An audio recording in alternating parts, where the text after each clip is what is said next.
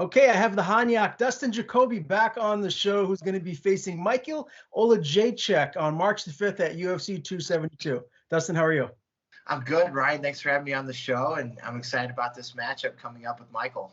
Yeah, and I think I pronounced the last name relatively right. Who knows? Do you know how to pronounce it correctly? I do not, and I don't even try. I just say I'm fighting Michal from Poland. He's a Polish guy, and he's good, and we're going to get it on, man. All right. So the last time I did speak with you, it was to recap your UD win over John Allen. That was a little while ago in November. What has life been like for you since we last spoke? Life's been good, man. I enjoyed the holidays with a lot of my friends and family. I was back in Illinois for a bit, hanging out with my twin brother and his family. My grandpa went back with me, so that was cool for him to be able to be there, and enjoyed our holidays. And we've been on the grind, man. We've known about this matchup for a while now, and here we are 5 weeks out. Feeling great. I'm excited for this opportunity. Yeah, so you said 5 weeks out. It'll be here before you know it. How has camp been thus far, and what preparations do you have left to do before the big fight night? Yeah, just continue doing what we always do. Camp's been great. I have a great team at Factory X. Of course, our head coach, Mark Montoya, is a great leader and mentor to all of us. And I got to give a huge shout out to my team at Landau Performance. Those guys keep me fine-tuned and ready to go. And we're right in that spot in camp where, I'm peaking and really going to turn it on metabolically, meaning cardio, high pace, and getting after it, man. And then fight week, we taper it down a little bit, but as of right now, we're pushing hard. We're full steam ahead, and looking forward to the opportunity on March 5th. What's the weight at right now? You pretty much on par with what you normally would be? You know what? I'm heavier. I've been, I got a nutritionist. I've been counting my macros. I'm about 220, so I'm going to have a little bit of a cut this time. Of course, I drink a gallon of water a day. I stay on top of that, so it'll just be water weight coming off. And my body just knows, man, every time I get to the apex or wherever it is that we weigh in, I guess I should say fight week. Every time I get to fight week, I'll step on the scale probably 212, 214. And by Thursday, I'm stepping on the scale. I'm like 207, 208. Friday morning, I'm taking a hot shower, and we're on weight, man. So I love fighting at light heavyweight, closer to my natural weight class. And I think it's been showing in my fights recently that I have better cardio than my opponents and just a little more endurance. I've been wanting to get a sauna for my house. The one at the gym is always breaking down, so you probably would be the perfect person to ask. Do you have any suggestions? I've seen those, a lot of like on the embeds, the UFC provides a lot of those like personal saunas for you guys. And then I've seen like the bed ones where you lay down and you zip yourself right up in it. And I've heard really good things about those too. Do you have a suggestion for what works best? So I don't, man. I just use a traditional sauna. When I cut down to 185, I would usually start about 200 pounds, and I would do 45 minutes-ish total, give or take, in the sauna. The first set, about 20 minutes. I'd get out 5-10 minutes. I'd get back in for 10 minutes. I'd get out and get back in for 10 minutes, and I'd be down on weight. I have never cut weight using it's like a sleeping bag. My teammate, Jordan Williams, I watched him use that in New York. In November, our last fight. That was the first time it was introduced to me. I can't speak on how well they work. Jordan did make weight, and he was sweating big time. So if you're just laying there, I don't see any problem with it as long as you're sweating, right? And then they do have those ones where you can kind of sit down in them. I know I was at a LFA card with a bunch of my teammates, and that's how they cut weight, and it worked well. So I've just been thankful in my day when I did cut weight, I had an actual sauna, because that can mess with you, man. If you're using something new, you're like, it's not proven, at least to you, right? You haven't got in there. You haven't been the one to lose 10, 12, 15 pounds.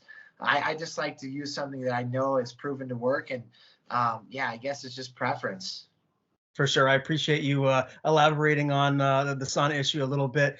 Now, everyone knows Factory X is just a gym that keeps getting better and better. It seems like more and more fighters are flocking out there to train. Have you had any new training partners, or is it pretty much just been the same guys that you normally get you working with? Yeah, it's been the same guys. We have a big team. There's usually around 40 guys on the mat every morning, and a good chunk of those, pretty much all of those, for the most part, professional athletes, and guys fighting. Our fight board's starting to fill up. We have Alex Hernandez fighting next weekend at the UFC event. This weekend we have Josh Frim fighting, along with Basil, another kid on our team, both fighting high-level fights right there, knocking on the door to get into the UFC.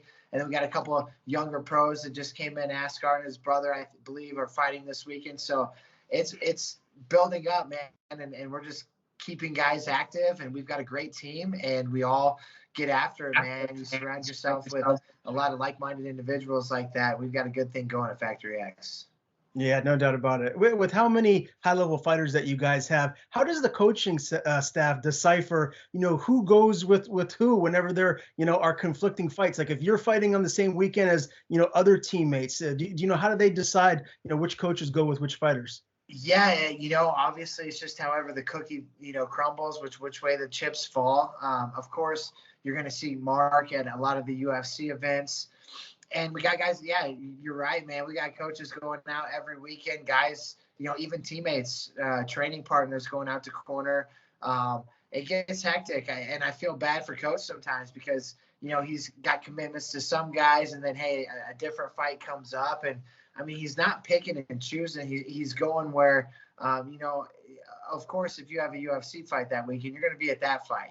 That's where it ultimately matters at the highest level. And, of course, everybody matters. But it does get tricky sometimes, man. We just really come together as a team. And, as individuals, you can't you got to check your ego a little bit and be like, hey, man, understand the situation that everybody's in. And you can't just think for yourself. And it's tough because fighting, it's a team. We train as a team, but it's an individual sport. So I can see where, guys get upset if they don't have the right people in their corner. It's a frustrating thing to deal with when you have a team that big, but that's also, I guess, some good problems to have, across the board. So you got to pick and choose your battles. For sure. Yeah, very well said. What's frustrating to me is my golf game. So I got to ask you about yours. I know you're a big time golfer. Have you got a chance to stay active at all during the winter months? Yeah, so we have a golf simulator at our complex here that's top of the line. It's a full swing. We have close to 80 courses, I believe, and I hit that weekly. I go down there and keep the game sharp, and it's very accurate. It's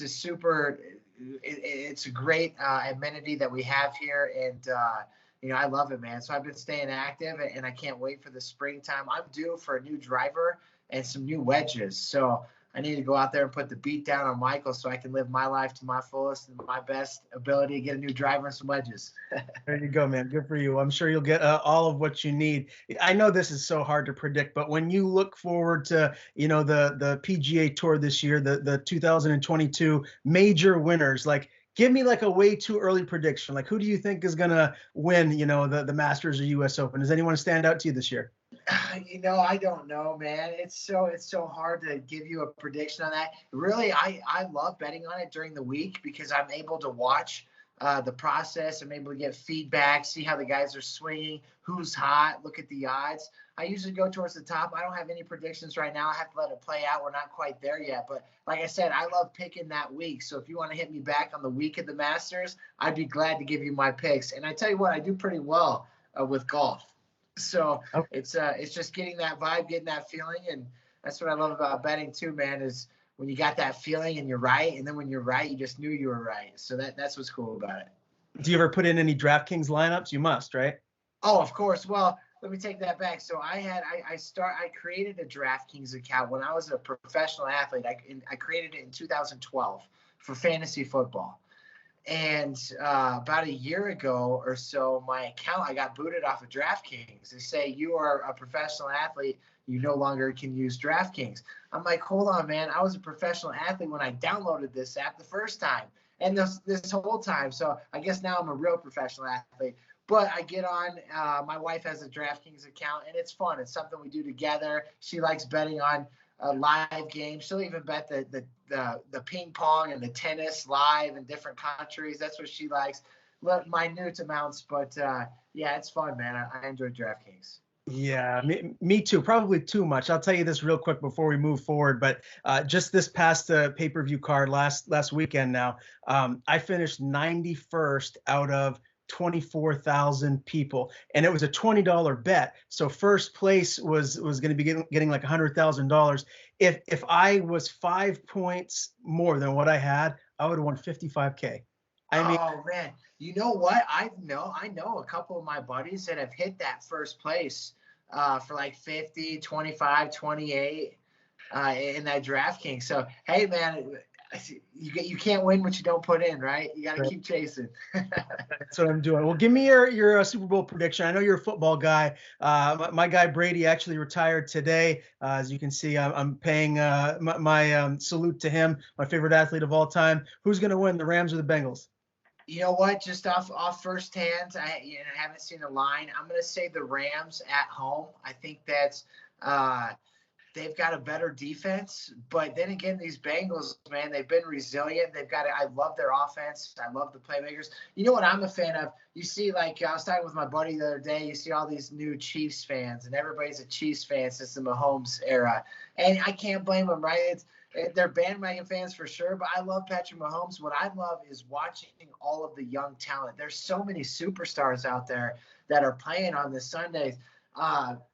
So it's going to be a great game. I'm going to give the edge to the Rams with the home field advantage, of course, which is pretty cool too. Tell me, where do you think Brady ranks all time as far as just sports like GOATs, right? Like, I think it's pretty clear that he's the football GOAT. I mean, 7 championships, that's more than any other NFL franchise, and he has it as a player. When you look at, like, if you're going to make like a Mount Rushmore of athletes, who would you have on there? Well, for sure, you'd have Tom Brady. Do they have to be retired? Because for sure, in my days, you have Tom Brady, you'd have Michael Jordan, you'd have Tiger Woods, and I don't know, maybe Wayne Gretzky. He was that's the Mount Rushmore. If you're taking 4 and MMA, I don't know. You'd have MMA, Anderson Silva, who's still competing, but a Mount Rushmore, Tom Brady's up there, like the GOATs of all GOATs, in my opinion, right up there with Michael Jordan, man. I mean, it's hard to, because each sport's different, but if you're comparing championships and I mean, there's Tom Brady right there. Jordan's got 6, he's got 7. So, and to play in 10 Super Bowls, when you really think about that, to win 7 of them, play in 10, I don't know if there's ever a quarterback. That's going to be very, very, very hard to top. And I was really thinking Mahomes was going to win it this year before this weekend. I thought, they would take care of business and they would win, and he would be the next one that could potentially get to that level. But even he has some work to do, man. It's incredible what he's accomplished. The whole man in the arena thing really hits home with me, really touches my heart. I love it. I have forever been a fan of Tom Brady. I was a quarterback. I played at the collegiate level, starting quarterback. So I looked up to guys like that, Peyton Manning. I watched their whole careers. I idolized them. I wanted to be just like them. So kudos to him, man. What a legend. Yeah, man, no doubt about it. And I completely agree with everything you just said. As far as Mahomes goes, I'll just say this real quick. I'll be really intrigued to see how well he does when Travis Kelce and Tyreek Hill are no longer there. Brady did it with so many different weapons over a 22-year period. I want to see Mahomes do it when he doesn't have the fastest wide receiver and maybe the best tight end in the game right now. But yeah, let's transition, because I know people want to hear more about, MMA and your fight here. Again, Michal Oleksiejczuk, UFC 272. I can't wait for this card. The main event of this fight card, Dustin, the bad blood between Colby Covington and Jorge Masvidal is real. Like, how pumped are you, obviously, to have this fight against a guy in a 2-fight win streak, but also to be on this card? This is a big deal.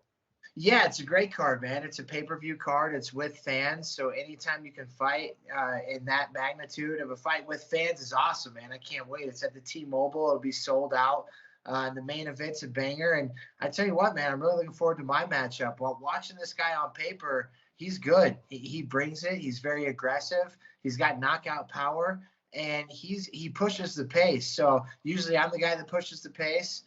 It's going to be a very fast, entertaining fight, I believe. And, I think it's going to be one of the fan favorites. I'm looking at a potential fight of the night, and I definitely plan on putting him down.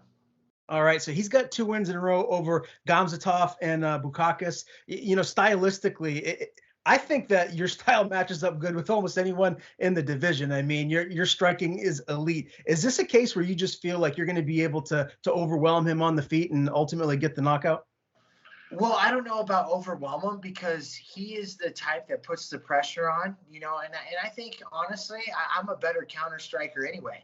So I think he's going to come out. I think he's going to put the pressure on like he always does. He's going to be in my face.